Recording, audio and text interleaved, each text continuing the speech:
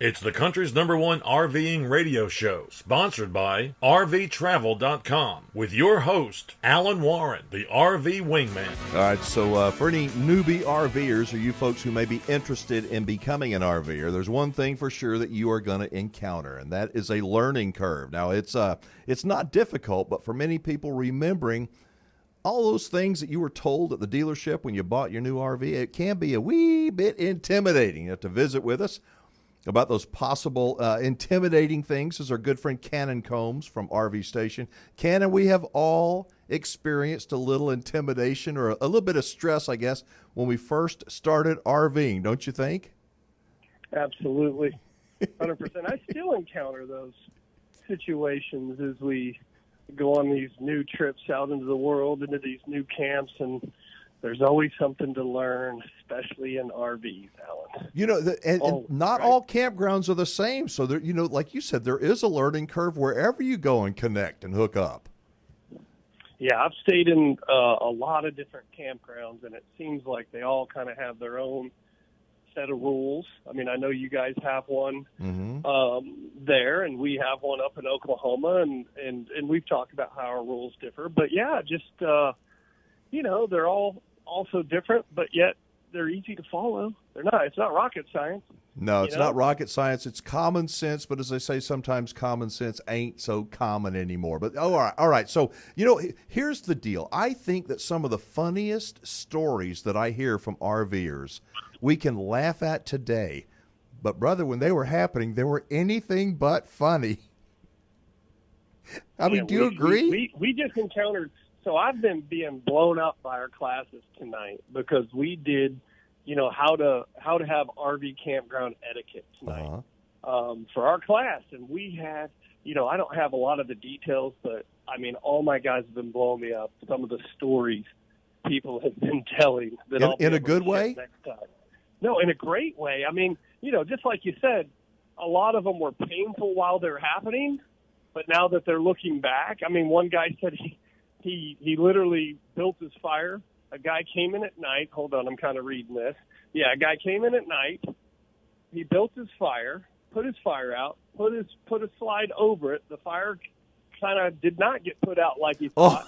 The guy literally had to come knock on his door because the slide out was over the fire. How you don't see that, I don't know. He must have come in really late at night, but there's all kinds of crazy stuff that can happen in these parks.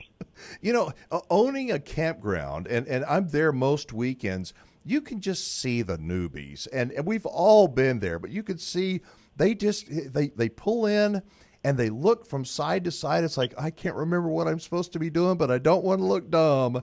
And I try to tell newbies, don't worry about it. We've all been there. In fact, I'm there quite often myself. There's a lot of people to help. We probably could seriously make a sitcom on all the different people that come in and out of our parks.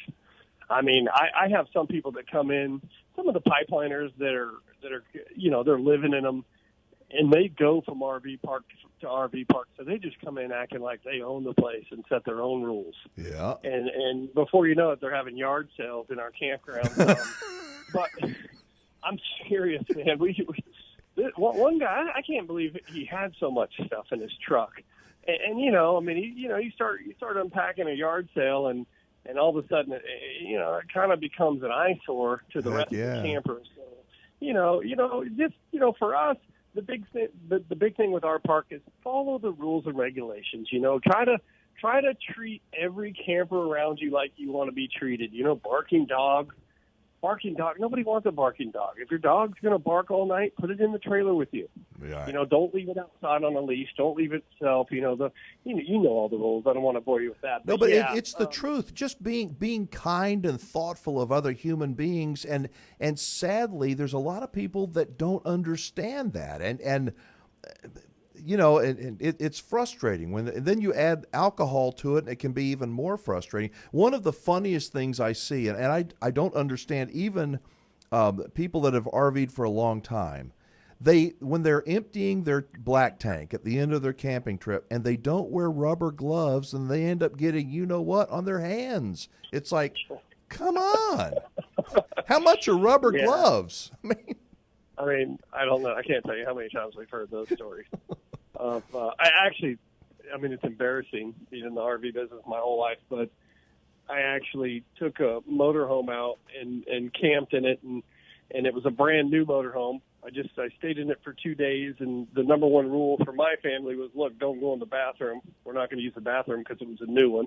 I was just staying in it in a NASCAR race up here in Dallas, and I went myself. I went and cleaned the motorhome myself, and quickly I let out the black tank, because you always let the gray tank out second. And for some reason, there was something in the black tank. And it was kind of like the movie RV. It didn't get everywhere all over me, but it did get on my hands, and it was just awful. It is awful, but you know what? It's, when all kidding aside, it's a health hazard. It is a bad deal. I tell everybody, everybody should carry an extra sewer hose. I don't care how good the one you've got is, carry an extra for just in case. Yeah, and upgrade them. Yeah. This goes in line with, as we talk about buying the cheaper trailers and the cheaper parts and stuff. The buyer, the consumer's got to know you get what you pay for. And a lot of these dealers that will sell you a $9,999 trailer and gives you that plastic hose, that hose is not going to even stay on your trailer. No. Much less carry your dookie to the potty. So make sure you buy the right stuff. We upgrade everybody at RV Station to better hoses. We won't even give them the hoses, the cheap hoses. So that's something to be very cautious of. Just be careful what you're using when you go out into the camp. And what you said, you get what you pay for. It is absolutely the truth. And folks, if you don't yet have an RV, but you're kind of interested in it, when I say that you're buying an RV, when you buy an RV, you also buy the dealer. I really mean that. If you don't value the relationship that you have with that dealer, you're going to wish you did, because there are a lot of RVers out there that bought nothing but price, and they're kicking themselves for the next many, many years, aren't they, Cannon? Yeah, they're kicking themselves, and we're getting a lot of those second and third-time customers, though. Some customers that are buying from those dealers that kind of turn their head on their problems, they're definitely coming to us. Where the market in Texas is actually down, and we're up pretty considerably considering the market. And we treat every customer the same, one customer at a time. We make sure that they get what they pay for, right? You come in, you buy a trailer, they break. And when they break, you got to have someone stand behind you. At RV Station, that's our number one deal. We want 5-star service before, during, but especially after the sale. I mean, that's the big key, because we want you coming back, buying your second RV, buying your third. Believe it or not, Alan, this is a crazy set. You probably know this, but most customers trade in RVs every 3 years. Yeah, I knew that. Yeah. Yeah, obviously you do that. Yeah. So every 3 years, we want your business back. So you take care of your customer. I've had major issues. We handle them. I don't want anybody, I don't care if you buy a $300,000 motorhome or a $10,000 trailer. If it's got problems, we're handling it. So that's big with us. It's very important with RV Station. And folks, they're also, RV Station, they're the ones that do the RV Education Initiative once a month. They've got these free classes. They're fun. They're free to attend no matter where you bought your RV. Even if you don't have an RV, you can go to one of their 7 locations in Texas, and you'll understand. You'll get the feeling. You'll go, you know what? I want to do business with these people. You may not do it now, but in the future you might. So anyway, Cannon, I have to think that the way y'all do business there at RV Station, it is the slow way to build a legacy RV dealership, but it is a long-term strategy, but it sure seems to be working. Yes, sir. Looking at the marathon, we're not in the sprint. We want to be around for years and years to come, and we're definitely never going to sell the most, Alan. Or we're not the sell 100 per location lot, but we sell the right products, and like I said, we back them up. I just shot you a picture of the Oklahoma class. Pretty good-looking bunch of guys. Good deal. They just shot it to me, so I shot it to you. You'll have that on your phone there. All right, listen, I got to jump. We got to break. We're out of time, but thank you so much, and we'll catch up with you soon. All right. Great talking to you as always, buddy. All right, take care, folks. That's Cannon Combs from RV Station. We love what they do. We really do here in Texas. RVstation.com. Tell them the RV Wingman sent you. All right, next in our After the Show, we've got an extended, in-depth interview about tires. according to our guest, Roger Marble, a lot of people are taking some real chances with their RVs, and they don't even know about it. We're going to talk about it next. For now, though, thanks to Selby Minner, to the RV Odd Couple, to Diana at PPL, of course, Cannon Combs.